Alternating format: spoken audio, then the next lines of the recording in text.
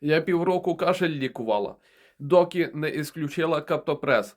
Приймала кожен день зранку. Кардіолог прописав. От досить цікава ситуація складається. А я собі думаю, що наші люди так люблять лікуватись каптопресом і самі собі його призначають і приймають щоденно. А виявляється, тут ще є й вузькі спеціалісти призначають каптопрес на щоденний прийом. Да-да-да, ви, друзі, що не знали, каптопрес деяких людей викликає кашель. Ось так скажу.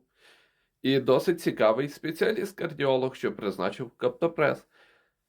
Ну, якось так. Друзі, напишіть в коментарях, а як саме ви приймаєте каптопрес на постійній основі, чи коли високий тиск. І не забудьте на мене підписатись на мій інстаграм.